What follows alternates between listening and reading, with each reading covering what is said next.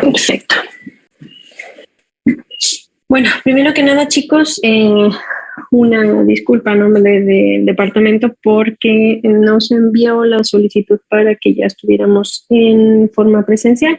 Esta clase, de hecho, ya tendríamos que haberla visto en el aula. De todas maneras, comentarles que no es obligatorio los 28 que están en la lista para esta semana. Si el día de mañana realmente les apetece asistir al aula, comentar algunas dudas que surjan entre la clase de hoy y mañana, son bienvenidos, pero no es obligatorio, ¿vale? Yo creo que todos llevamos ya una temporada, año y medio de estar expuestos, que hemos estado enfermos, hemos tenido diferentes evoluciones y pues obviamente nuestra idea no es obligarlos, sino más que nada tratar de resolver las dudas que puedan surgir en estos días. ¿De acuerdo? Bueno, perfecto. A ustedes.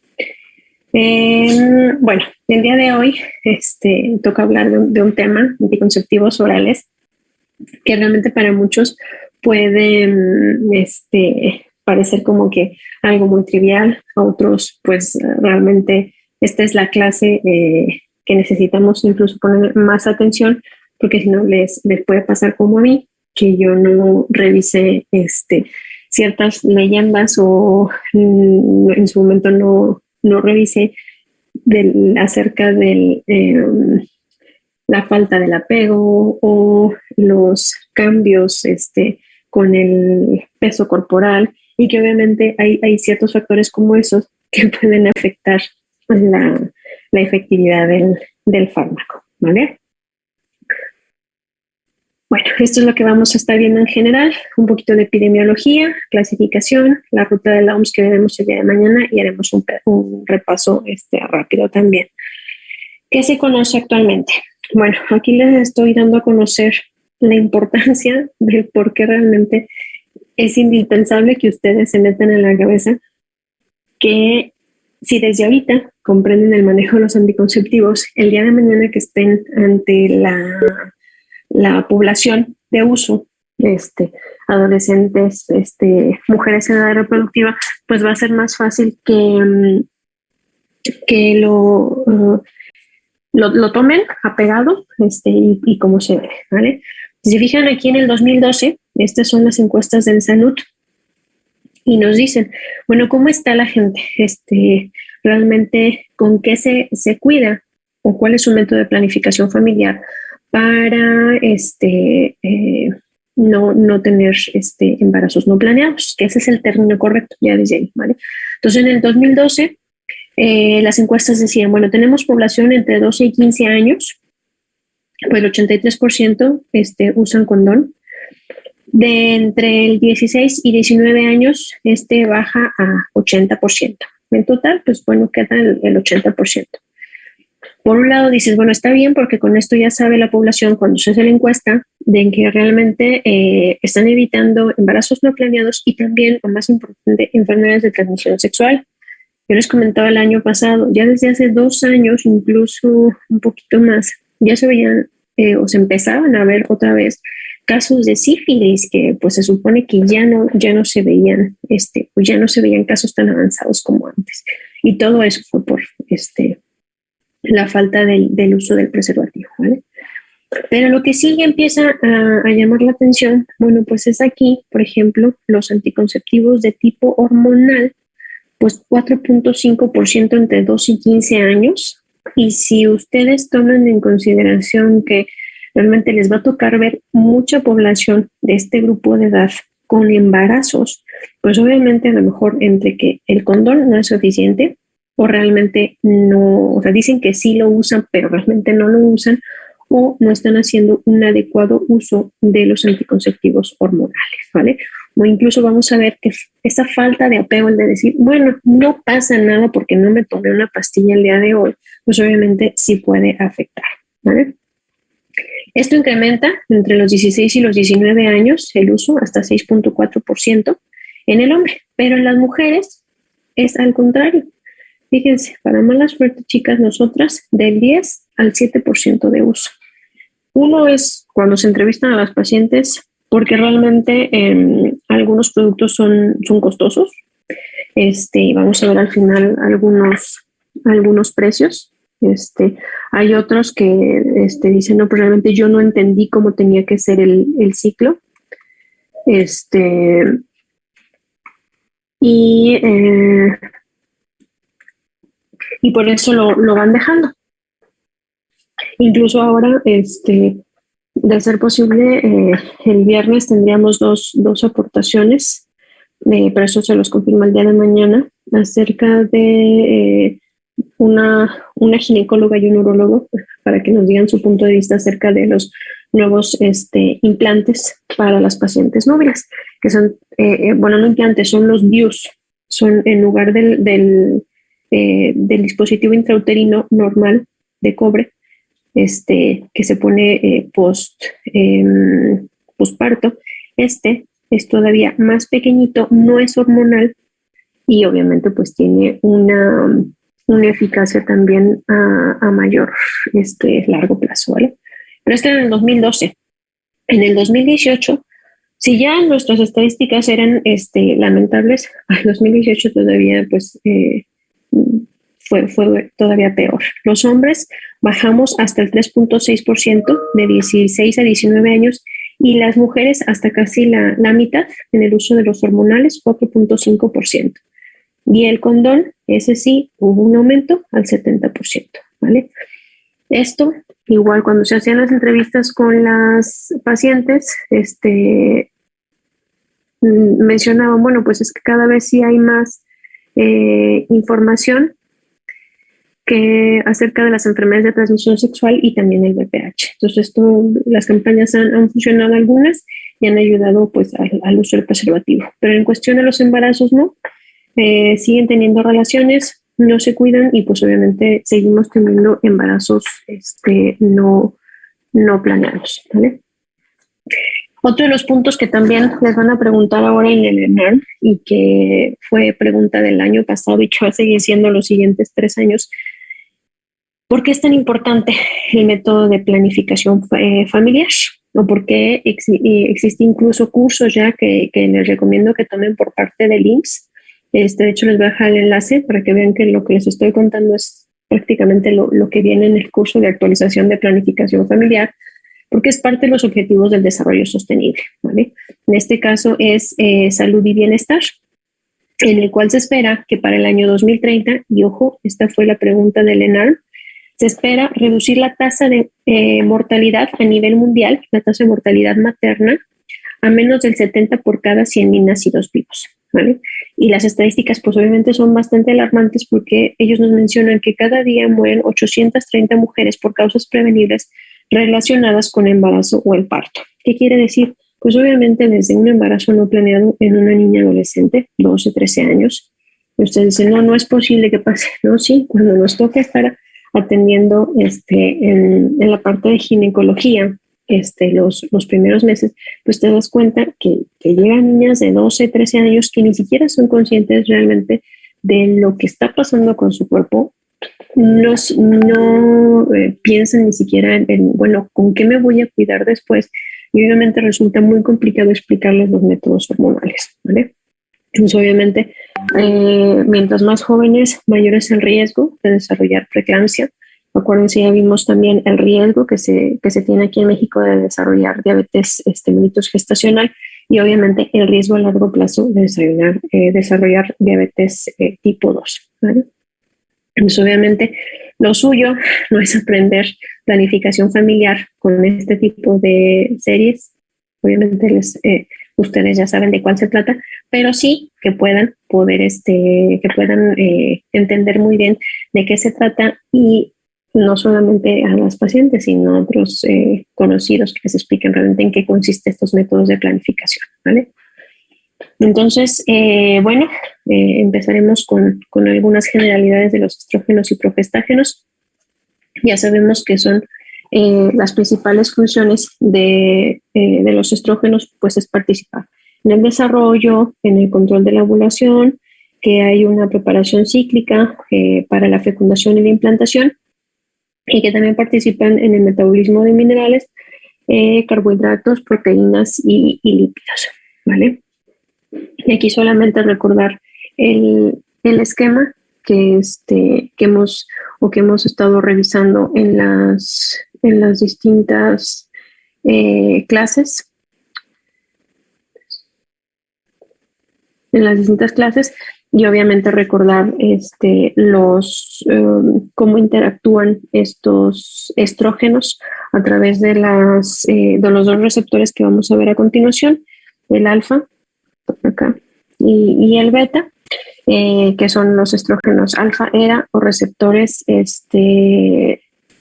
estrógeno beta, que sabemos que el estrógeno pues es el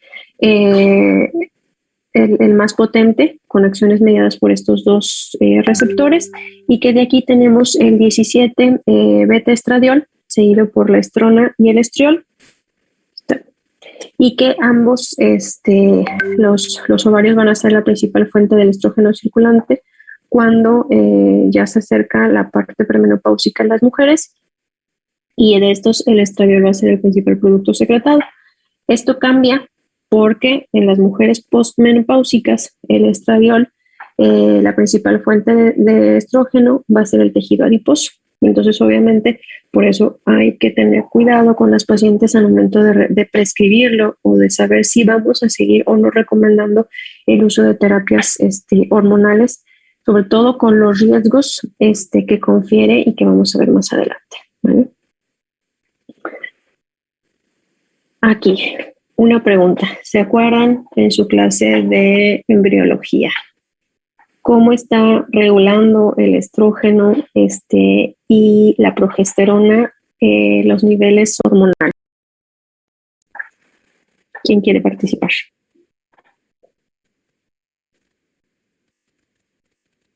Aquí sí no alcanzo a ver si están levantando o no están levantando la mano. ¿O lo hago al azar con la ruleta?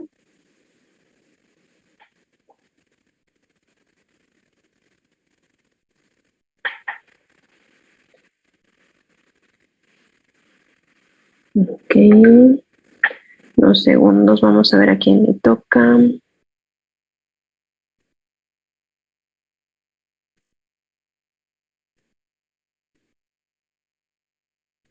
Un momento.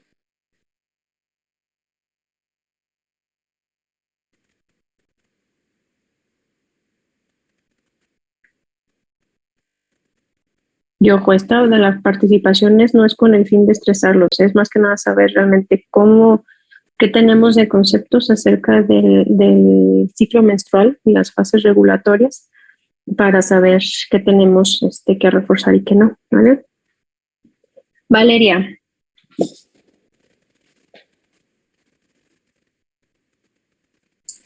Sí, doctora. Cuéntame, ¿qué te acuerdas de cómo está regulado el ciclo menstrual? Pues la FSH estimula la fase folicular y la LH la fase lútea.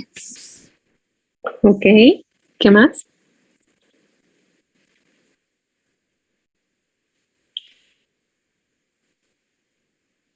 Ok, Jimena, ya tienes tu participación. Vamos a ver quién más te ayuda. Giovanni.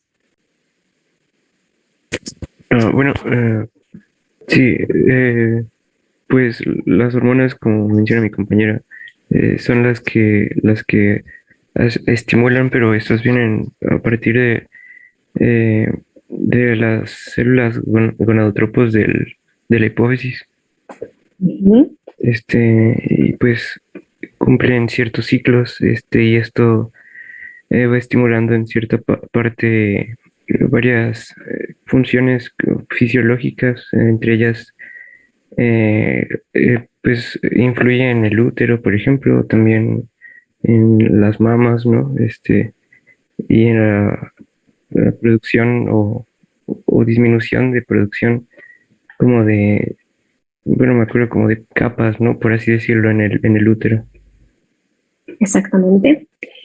Efectivamente, como bien mencionan los dos, vamos a depender todo este ciclo control de la cascada neuroendocrina, del hipotálamo, el cual mediante impulsos va a coincidir con la liberación de las hormonas gonadotropas, y obviamente esto va a estar estimulando la función y la proliferación de los ovocitos para que obviamente estos puedan proliferar, se puedan liberar, y obviamente esto va de la mano efectivamente de los niveles de estradiol, que obviamente cuando hay una supresión viene esa parte de la ovulación. Después vendrá la siguiente fase, la fase lútea, en la cual pues obviamente el endometrio lo que hace es irse preparando para la fecundación, y obviamente como no hay en un ciclo habitual, pues tenemos la fase secretora con el consiguiente sangrado, ¿vale?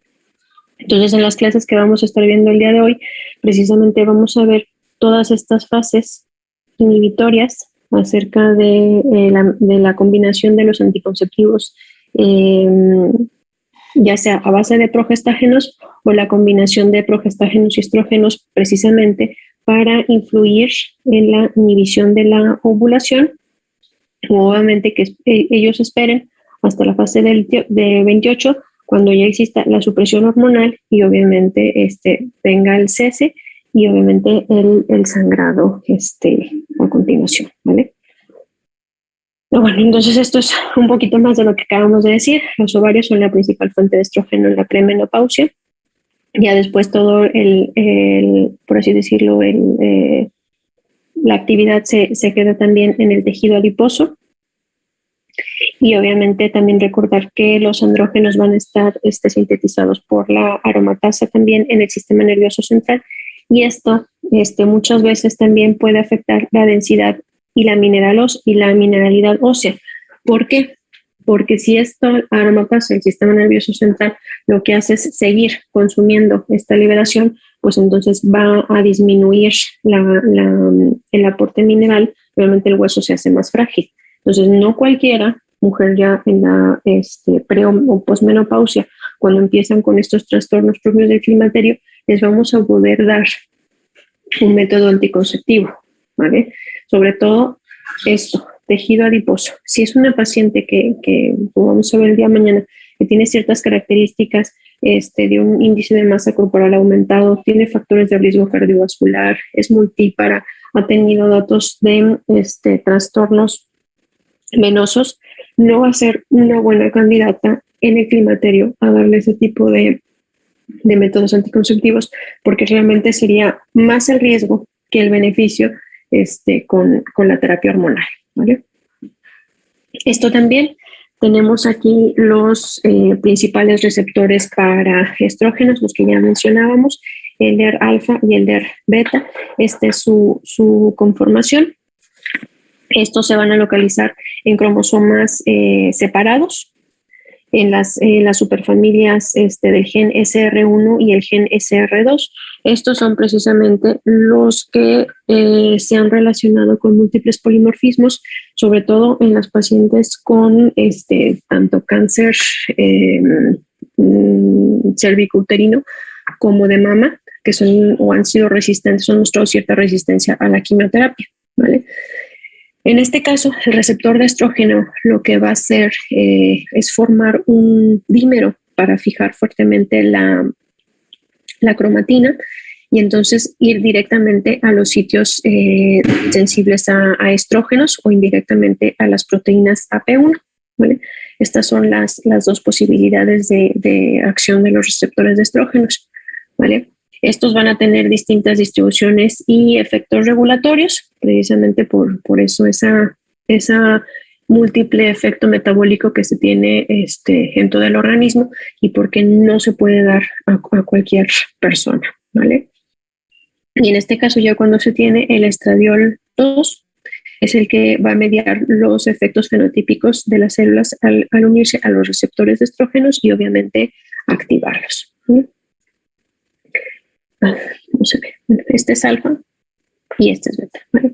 Ambos, bueno, el primero, el receptor alfa, pues va a estar actuando directamente o sobre, por ejemplo, los músculos, la musculatura, ovarios, útero, y en el caso de los ER-beta, pues a nivel de afectación ósea o incluso también útero o ovarios, o en el caso del ER-alfa, también a nivel de sistema nervioso central y también con la memoria. Por eso también a veces ya cuando viene este cese abrupto de la liberación hormonal que viene con la menopausia, pues también tendemos a ser un poquito de más olvidadizas o a no recordar con facilidad como lo hacíamos antes, ¿vale?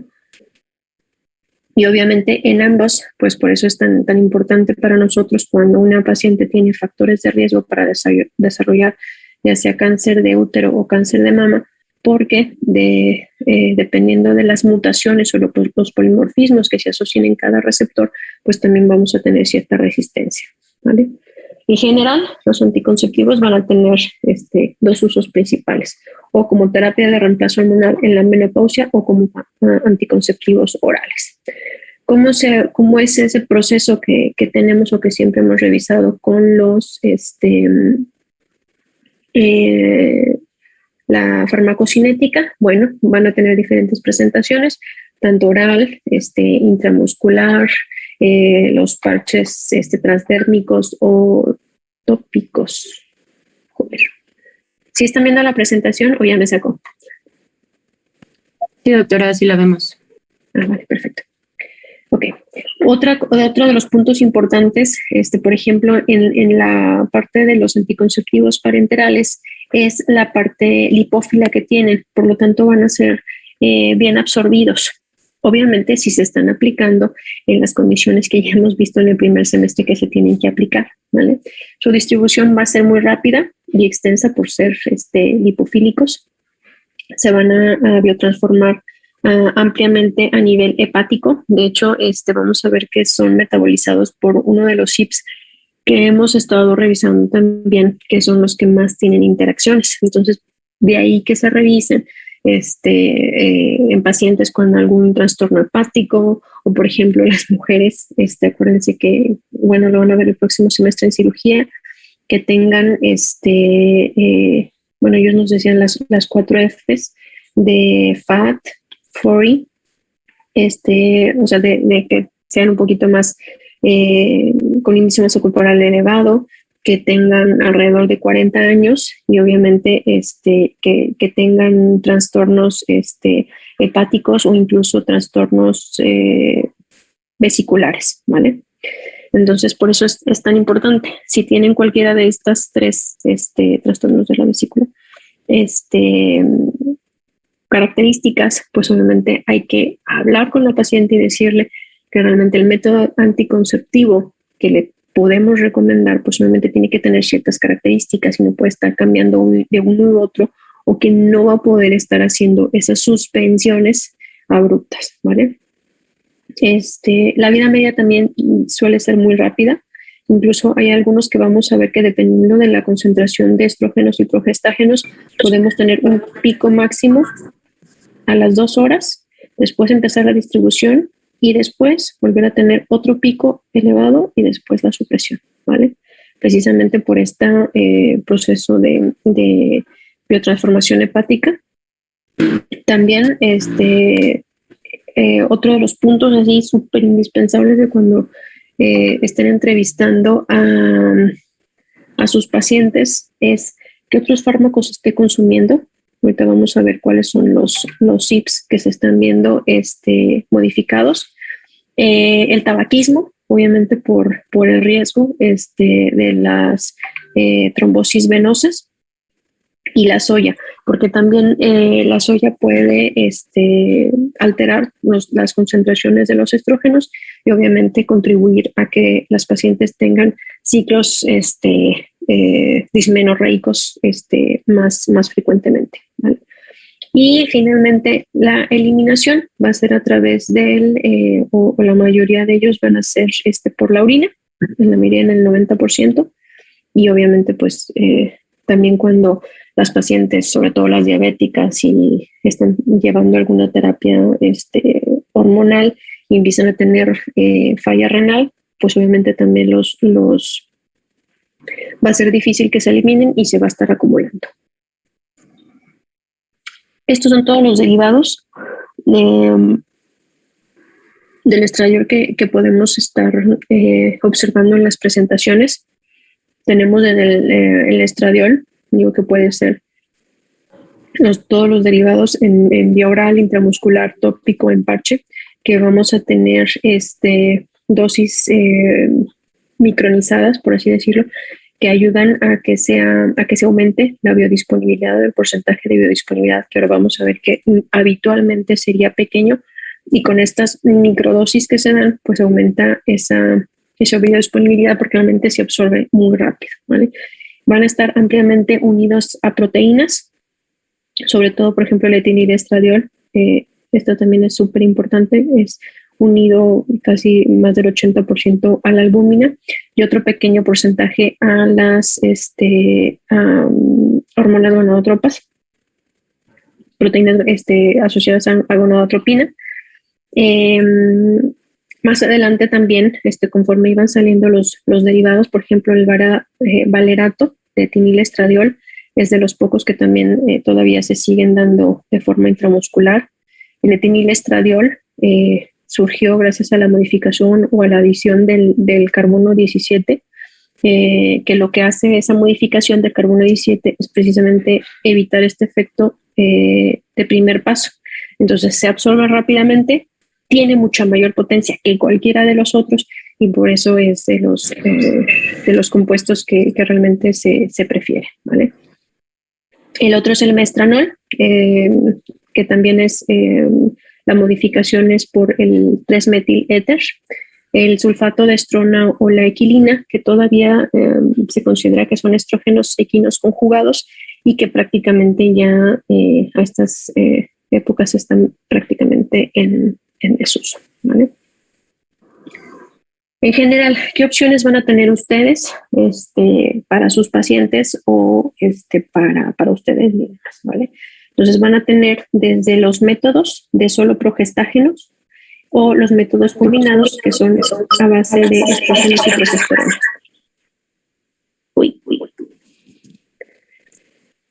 Vamos a ver que tenemos de dos tipos.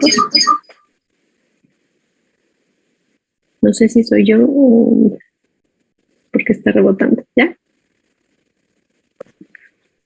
Perfecto. Avísenme.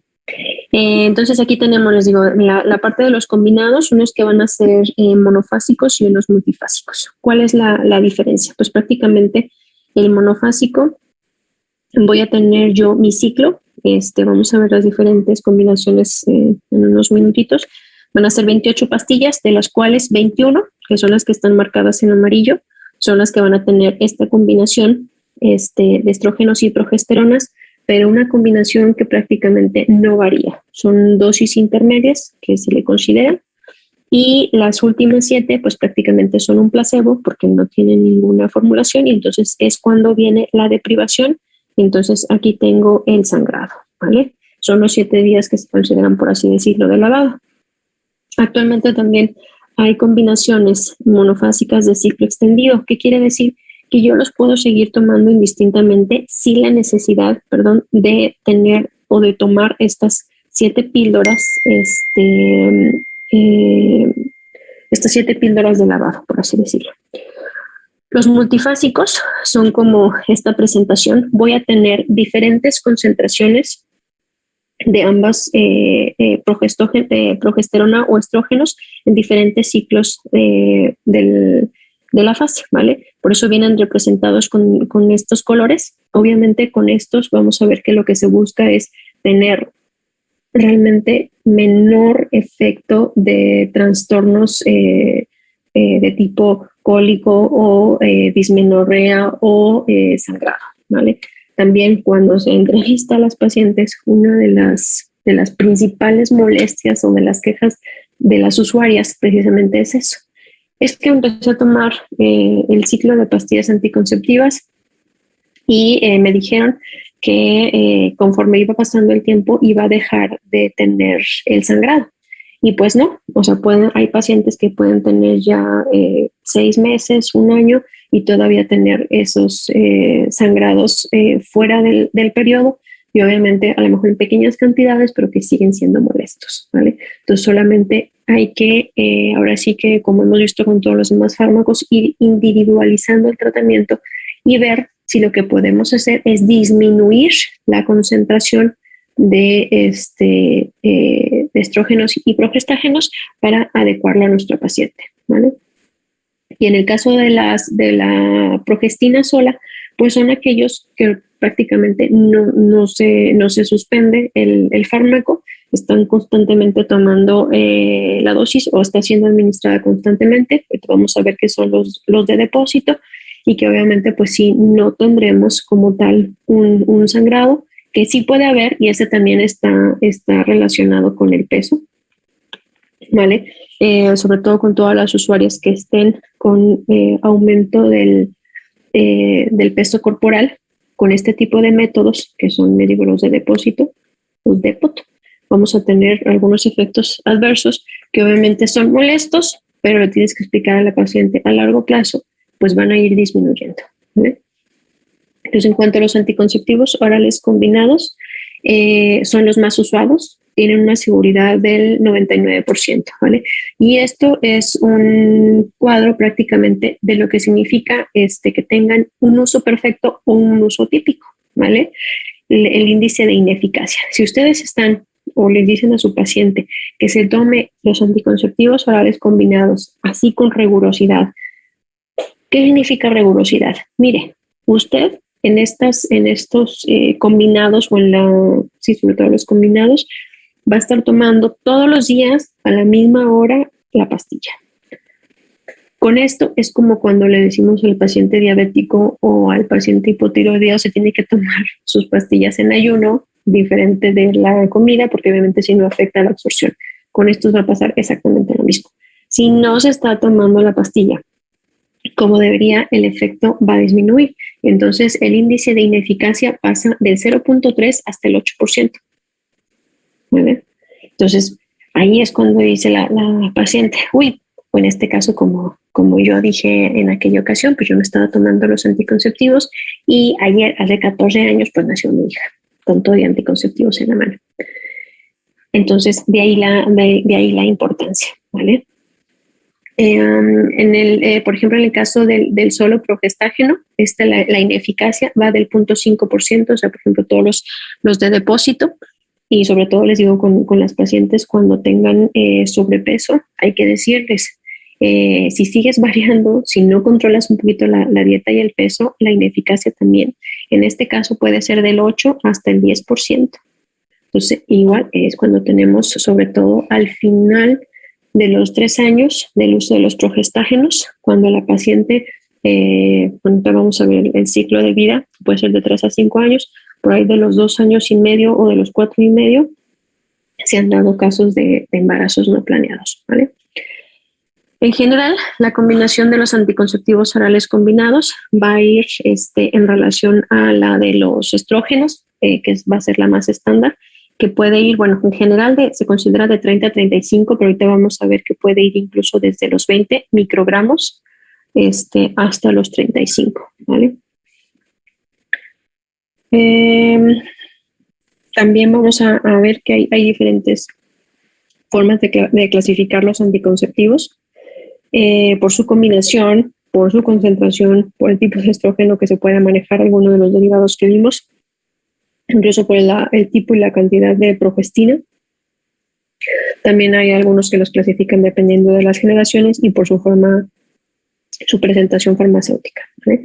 En general, por la combinación de estrógeno-progestina, se considera que son actualmente ya 4 grupos: monofásicos, bifásicos, y los secuenciales serían los tri y los cuatrifásicos o multifásicos, ¿vale? Los primeros, los monofásicos, van a ser cantidades fijas de estrógeno y progestina, son las que les enseñé al principio, o sea, tienen la misma cantidad de estrógenos y progestina durante 21 días y todas tienen el mismo color, y el que cambia es el ciclo de los 7 días de lavado, ¿vale? Anteriormente sí que existían monofásicos que se les llamaba de 14-7, que lo que buscaba era, pues sí, tratar de ser más eficaces, no permitir la evolución y que hubiese poca acción sobre el endometrio y el moco cervical. Esto sobre todo cuando se vio o cuando empezaron a surgir los primeros estudios que decían que el hecho de tomar anticonceptivos orales combinados se asociaba a cáncer de endometrio, ¿vale? Por eso también se suspendió y actualmente se consideran o lo adecuado es cantidades fijas, como en este caso tenemos dosis bajas o microdosis que pueden ser fijas, etinilestradiol, 30 microgramos, y lo que va cambiando es la parte de las progestinas. En este caso tenemos levonorgestrel 150, desogestrel 150, gestodeno 75 y ciproterona 2 miligramos. Aquí si ustedes me preguntan, ¿cuál de estas 4 opciones? Y yo solamente les puse 4 que son las más habituales en México. ¿Sería la mejor? Yo les podría decir, pues depende mucho de tu paciente. Si es una paciente que tú realmente le vas a decir, oiga, tiene que tomarse todas las noches la pastilla. ¿A qué hora? ¿A qué hora se lava los dientes? Pues ponga la pastilla anticonceptiva a un lado de la pasta de dientes. Tómese la pastilla, tómese el agua, lávese los dientes y así sin suspenderla. Si, por ejemplo, vamos completamente comparando eficacia, si se fijan, pues aquí ciproterona, pues obviamente necesitamos mayor cantidad de ciproterona para conseguir ese efecto anticonceptivo deseado, ¿vale? Y conforme también aumentemos la cantidad de progestágenos, también van a ser la mayor frecuencia de efectos adversos que no son o que son incómodos para las pacientes, ¿vale? Hay otros, por ejemplo, que precisamente para evitar todos estos efectos adversos en las pacientes, pues podemos utilizar dosis, lo que se considera muy bajas o ultra bajas. En este caso sería el etinilestradiol, 20 microgramos con levo, deso, gestodeno, ciproterona, con 50 microgramos menos, ¿vale? En el caso de la ciproterona, pues ahí sí no hay forma, o el gestodeno de disminuirlo, o pues realmente no se cumpliría el efecto anticonceptivo que yo deseo. Los bifásicos o los trifásicos realmente lo que hacen, como vimos en la diapositiva pasada, son tener 2 o 3 pastillas, o sea, del ciclo de las 28 pastillas voy a tener 2 o 3, incluso hasta 4, con cantidades variables del progestágeno, ¿vale? Por eso venían así la tabletita o el blister con diferentes colores, porque ahí me está indicando que tienen una mayor o menor concentración de estrógenos o progesterona. Y en este caso, pues el más habitual son las macrodosis de desogestrel, que son 22 días y 6 de lavada. En este caso tengo, si se fijan aquí, etinilestradiol 40 o 30 miligramos y desogestrel 25 o 125 microgramos, ¿vale? Y unos son esta primera concentración más alta, 7 días, que sería de acuerdo a la primera fase del ciclo, y ya después las siguientes 15 píldoras serían para la siguiente fase lútea, ¿vale? Y en cada una, pues sí, también tengo que hacer una pausa de 6 a 7 días. Pero pues les digo, para mala suerte, mientras aumentemos esta dosis de nuestro esquema de progestágenos y estrógenos, pues el efecto que realmente más molesta a las pacientes, pues van a ser estos trastornos dismenorreicos. De los trifásicos, les digo, existen todos estos esquemas a base de desogestrel, levonorgestrel, gestodeno, desogestrel, de 26x2 o de 21x7. Los objetivos al momento de usar estos anticonceptivos trifásicos o secuenciales, pues es tratar de reducir la dosis total de estrógeno, estimulando los receptores endometriales, obviamente para tener un mayor control, tener menos ovulaciones. ¿Y esto por qué? Porque pues obviamente son aquellas pacientes que a lo mejor tomaron la pastilla, a lo mejor bien un ciclo y el siguiente ciclo olvidaron una.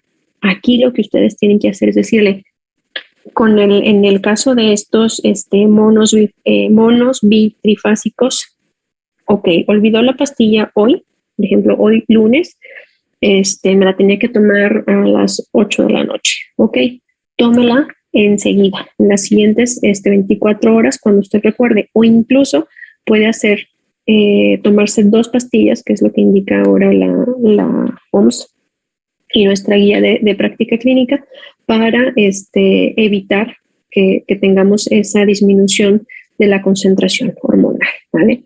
Solamente con estos. Cuando ya son, por ejemplo, estos esquemas combinados, o sea, que son a base de macrodosis y que varían tanto, por ejemplo, 7 píldoras con una concentración y 15 de la otra, se puede hacer, pues en cuanto haya el olvido se toma la pastilla, pero hay que hacer consciente a la paciente de que la efectividad anticonceptiva puede disminuir y entonces en algunos sí se aconsejaría que si va a tener relaciones tiene que usar además otro método anticonceptivo de barrera. ¿Vale? Hasta aquí, chicas, chicos, ¿alguna duda?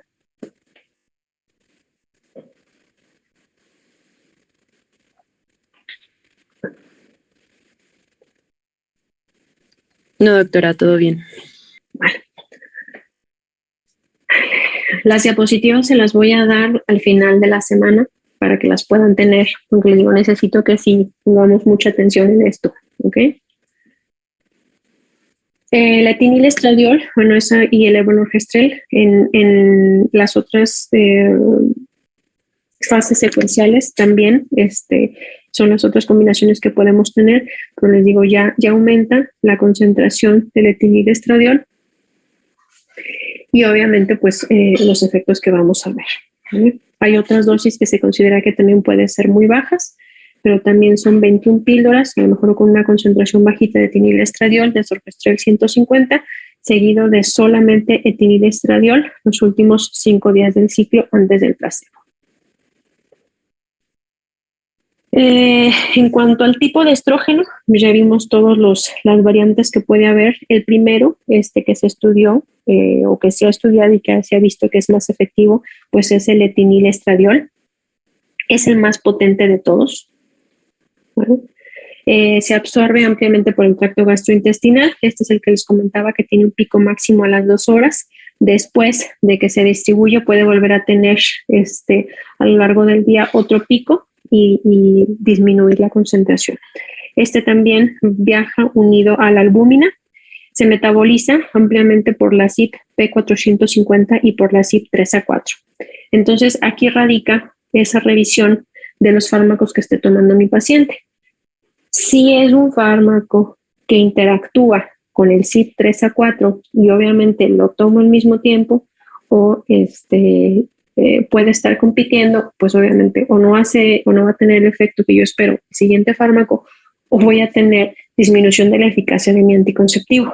Por eso es bien importante que en su historia clínica de la paciente o de la paciente que están entrevistando, si está en edad fértil, le pregunten qué medicamentos está tomando y revisen las interacciones, ¿vale? Como ya lo mencionamos, sí se puede excretar en bilis, heces y el mayor porcentaje en la orina, ¿vale? El segundo, el mestranol, es 50% menos potente que el etinilestradiol, ¿vale? Y se tiene que metabolizar para poder generar el metabolito del etinilestradiol. De ahí radica que sea menos potente que el otro, ¿vale? Necesita por fuerza metabolizarse. No se absorbe tan rápido en el tracto gastrointestinal como el etinilestradiol. Y obviamente pues voy a necesitar dosis más elevadas. El valerato también es un éster del 17 beta hidroxiesterol.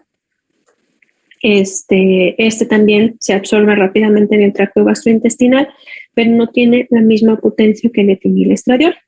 Como aquí vemos, 2 miligramos de este valerato equivalen a 20 del etinilestradiol. De ahí que cuando veamos las diferentes combinaciones o vimos las que les presenté anteriormente, pues obviamente con el valerato pues necesitaban cantidades mucho mayores para tener la misma efectividad del etinilestradiol, ¿vale? Estos también tienen metabolismo hepático por la CYP 1A2, 3A4 y ojo, la CYP2C9. Acuérdense qué fármaco vimos que veía o qué grupo de fármacos que vimos al principio del semestre se veían ampliamente afectados por la CYP2C9.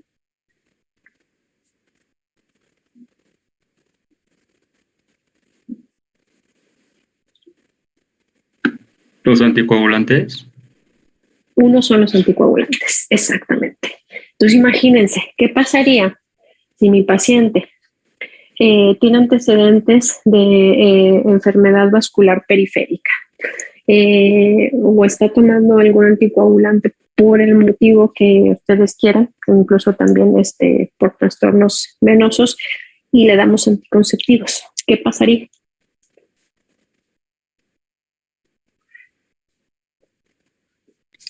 La eficacia estaría disminuida. Es en el mejor de los casos. ¿Y el otro más problemático? Pues no va a realizar nada de su función, entonces sería como si no se lo estuviera tomando. Ese es otro, pero el otro más problemático. Y que lo llegan a ver, ese sí es frecuente.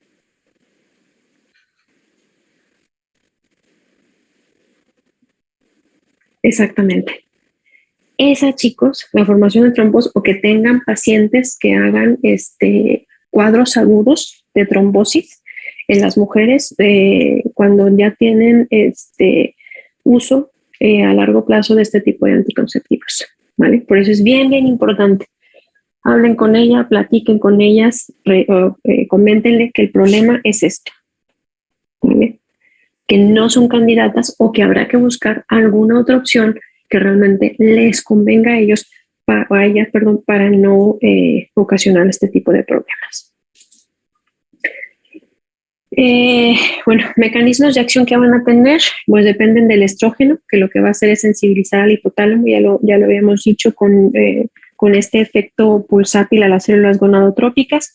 Lo que va a hacer es generar un efecto de retroalimentación sobre el progestágeno, que va a disminuir la metrorragia, y el mismo progestágeno lo que va a hacer es suprimir el incremento de los niveles de LH y FSH, y por lo tanto ya no va a haber proliferación del endometrio y ya se va a ir suprimiendo la ovulación.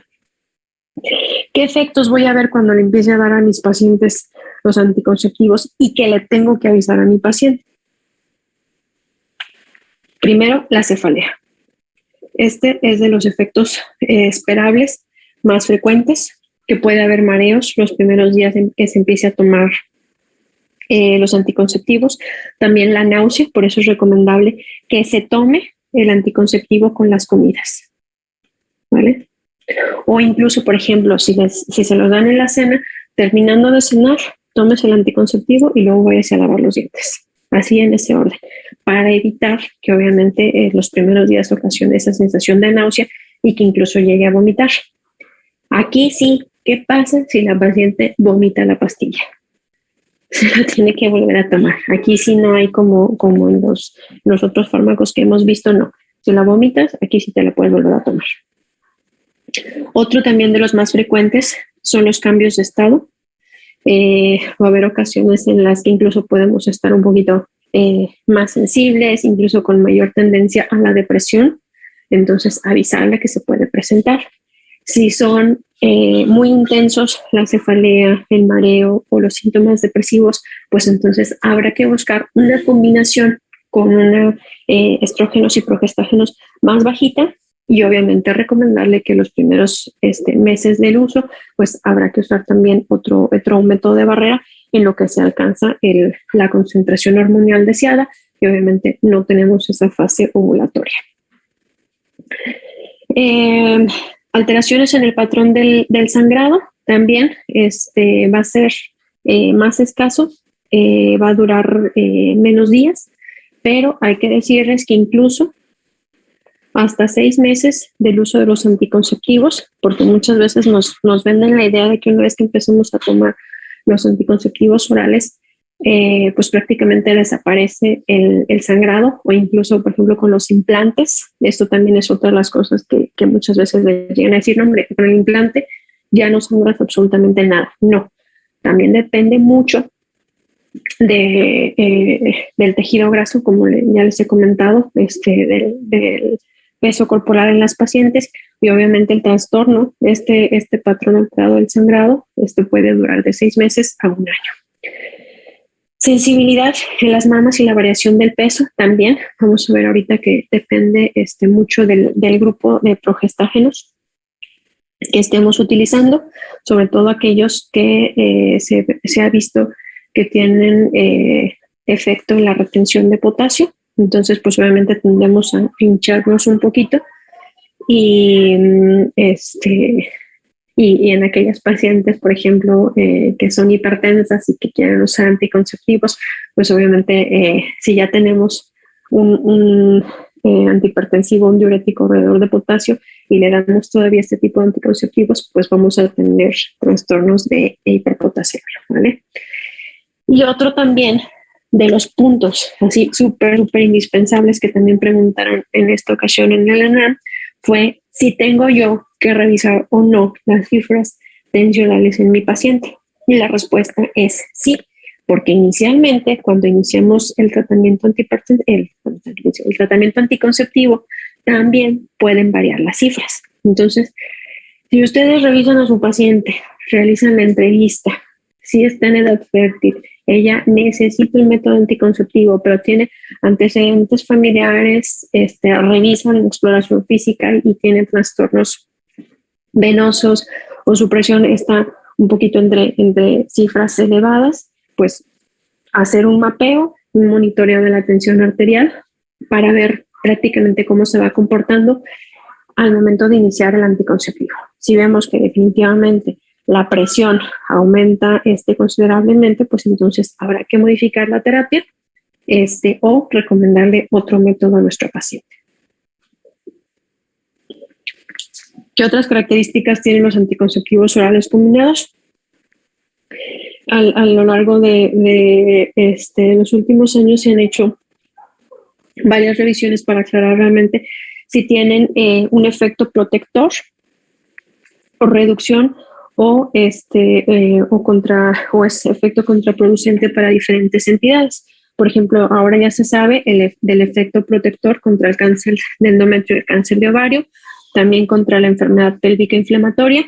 También se recomienda para el uso o el manejo de los quistes ováricos, cuando sobre todo en las pacientes que empiezan a ver a lo mejor en una edad un poquito más pegado a la adolescencia, que detectan que puede ser una candidata porque pueda tener ovario poliquístico y que ya vieron que en endocrino una de las formas o los manejos es con metformina.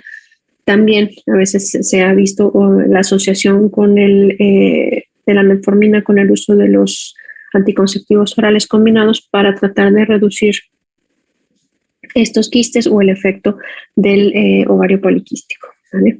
También efecto protector ya confirmado contra la anemia ferropénica y también pues obviamente por las diferentes combinaciones disminuye la dismenorrea o alteraciones derivadas del síndrome del ovario poliquístico o la endometriosis, ¿vale? Pues las que conocemos ahora del embarazo.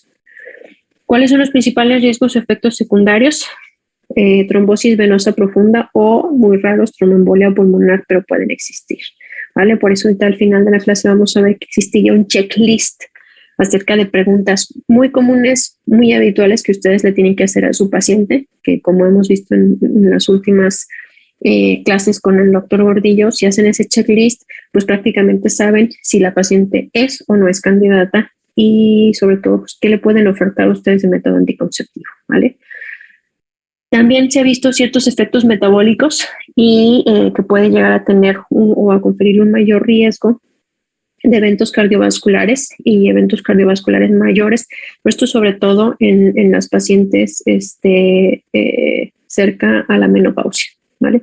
Pero esto sobre todo en aquellas pacientes que ya tienen factores de riesgo para la enfermedad cardiovascular, antecedentes de familia con muerte súbita o hipertensión o eventos vasculares mayores, ¿vale? Entonces, por eso bien importante hacer también las preguntas en las pacientes que desean recibir terapia de reemplazo hormonal o, por ejemplo, como en el caso de la paciente que vimos el viernes, que era una paciente que había presentado menopausia precoz alrededor de los 40 años, que realmente es bastante infrecuente, pero puede suceder. Y entonces, en este caso, en ella no sería una buena candidata, ¿vale? Este es el que les he comentado, que es asociado con aumento de los niveles de potasio, el que está a base de la drospirenona, porque es un antagonista del receptor de los mineralocorticoides. Entonces, ojo, en aquellas pacientes que ya sé que, por ejemplo, tienen trastornos hipertensivos, pues no es un buen candidato para ellos, ¿vale? Y también otro de los efectos metabólicos que se ha visto a largo plazo es el incremento de los niveles de triglicéridos. Entonces, si ya mi paciente de por sí, les digo, sobrepeso, riesgo cardiovascular, antecedentes familiares y tiene un perfil lipídico alterado, pues entonces decirle que iremos con terapia, con concentraciones bajitas y que hay que estar revisando tanto los niveles de potasio como los niveles de triglicéridos, y en el caso de que pues obviamente veamos esa elevación, pues entonces las pacientes no serán candidatas. ¿Y quién va a estar completamente contraindicado? Pacientes con antecedente de trombosis profunda, EBC, cefaleas migrañosas con aura, todas aquellas pacientes pues que ya se sepan, les digo, una historia clínica. ¿Padece migraña? Sí. Normalmente, ¿cómo sabe que le da migraña? Pues porque veo esto, me suma, etcétera, etcétera. Pues no, tampoco van a ser candidatas porque pues obviamente uno de los efectos esperables es la cefalea. Entonces, obviamente con eso va a desencadenar más cuadros. Todas aquellas pacientes que a lo mejor un poquito ya más añosos, que vayan a tener alteraciones en la función hepática, o a lo mejor, digo, nuestras pacientes que sean con sobrepeso cerca de los 40 y que tengan patrones colestásicos, pues tampoco van a ser buenas candidatas. Incluso se ha visto que aquellas pacientes que acaban un posparto, por la ganancia de peso, pueden desarrollar los trastornos colestásicos, o incluso que les inicias la terapia anticonceptiva, pues también por ese desequilibrio pueden ocasionar mayor alteración colestásica, ¿sí? Cuando haya hemorragias uterinas no diagnosticadas, que realmente no sepamos bien si es por miomas, quistes o por ovario poliquístico, realmente hay que hacer primero la revisión antes de iniciar la terapia anticonceptiva. Y obviamente en sospecha de embarazo. Actualmente se sabe que con las concentraciones que se están utilizando, pues obviamente no habría un riesgo, pero antes, con las concentraciones tan altas que se usaban, sí, en las primeras fases de la concepción, las primeras fases del embarazo, sí que podría haber alteraciones en la sexualización del producto, ¿vale? Y obviamente también de las más importantes, vigilar todas aquellas pacientes con antecedente de diabetes mellitus gestacional, también por el mismo riesgo de desarrollar trombosis venosa. ¿Quién puede usar y quién no puede usar los anticonceptivos orales combinados? Pues obviamente todas las pacientes a cualquier edad, tanto adolescentes y mujeres mayores de 40 años. Cuando no está recomendado, es en aquellas pacientes con tabaquismo que ya tengan más de 35 años. Aquí sí, más de 35, no, ¿vale? Porque el riesgo de eventos vasculares, eventos cardíacos, eventos de trombosis, pues va a ser mucho mayor. Entonces también vamos a ver ahorita el checklist acerca del tabaquismo y las mayores de 35. En el posparto se puede dar prácticamente en todos, y en la lactancia sin restricción, dado su rápido metabolismo. No corremos el riesgo de que pase la barrera placental y que se lleve al niño, no, nada de eso. Y también cuando hay embarazo ectópico o aborto, también son recomendados lo antes posible para tratar de normalizar y regularizar el ciclo, ¿vale? Este es precisamente el tamizaje de elegibilidad que les comenté que tienen que hacer a sus pacientes. Este es el que se está promoviendo actualmente. Se dice que es autoaplicado porque ustedes pues, le pueden decir a la paciente, no podía contestar estas preguntas o ustedes en la consulta lo pueden realizar. O estamos en el riesgo de que esté usted embarazada, ha tenido parto en las últimas 4 semanas, está amamantando y su bebé tiene menos de 6 meses, fuma y tiene más de 35 años, tiene antecedentes de presión alta, enfermedades del corazón, infartos o accidentes cerebrales, trombos en el pulmón, no solamente las varices, migraña, diabetes, alteraciones hepáticas, alteraciones en las mamas, piedras en la vesícula, medicamentos para el colesterol, convulsiones o tuberculosis, ¿vale? ¿Por qué? Porque pues todos los anticonvulsivos o los antituberculosos modifican las CYPs y obviamente pues van a competir. Pues estas son las preguntas, obviamente dependiendo del sí o no, van a saber ustedes si la paciente es o no es candidata, ¿vale? Pasado mañana veremos un caso en el que ustedes me van a decir, dependiendo de las respuestas, si recomendarían o no la terapia anticonceptiva y qué tipo de anticonceptivo veremos, ¿vale? Estos son actualmente los que están en el mercado y están autorizados por COFEPRIS. Aquí ven, por ejemplo, el Microgino 30, que era el levonorgestrel etinilestradiol. Obviamente aquí vienen microgramos, pero son los microgramos que ya hemos visto, 30 con 150. El Diane, la ciproterona etinilestradiol, obviamente pues esta es de las que les comentaba que necesitan mayor dosis de la ciproterona para tener el efecto. Los parches, Applet Patch. Y antes, chicos, este es el que más se vendía, el Yasmin. El problema de es que este es el que tiene el fármaco que está asociado a la retención de potasio, la diprosterona. Entonces prácticamente ya no está en circulación o se ha dejado incluso de recomendar, ¿vale? Entonces generalmente todas aquellas, ya sea esta u otras marcas, pero que tengan esta combinación por las propiedades farmacocinéticas y la potencia, pues son las que se recomiendan. ¿Vale? ¿Hasta aquí alguna pregunta, chicos? Dime.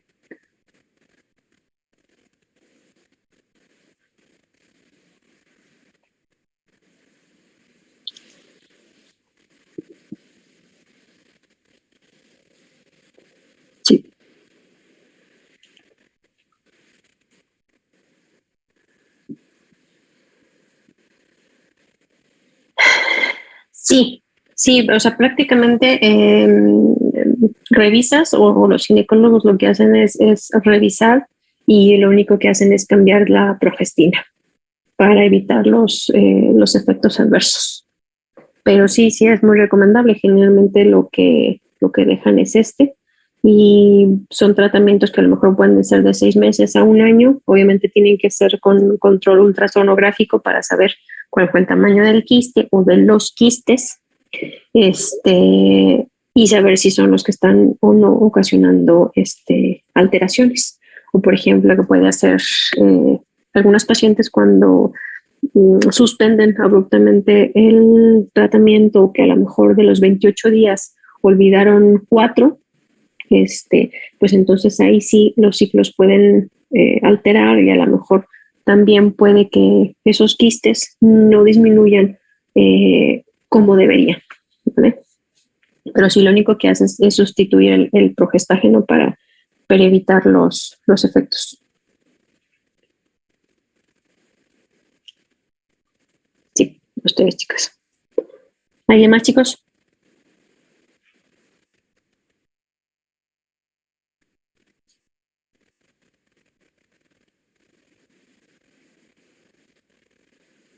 Déjenme. Aquí está, ya está. Así nos vemos. Ok, bueno, pues entonces nos vemos el día de mañana. Doctora, Díganme.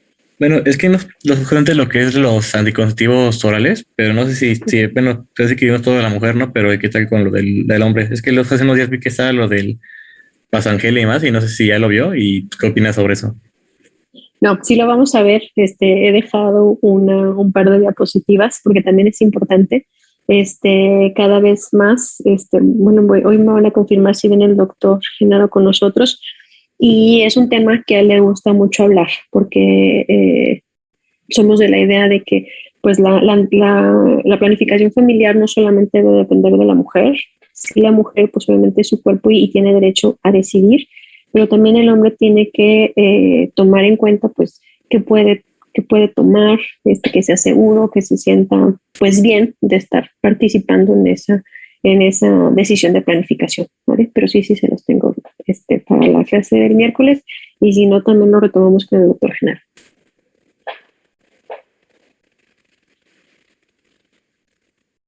¿Qué más, chicos?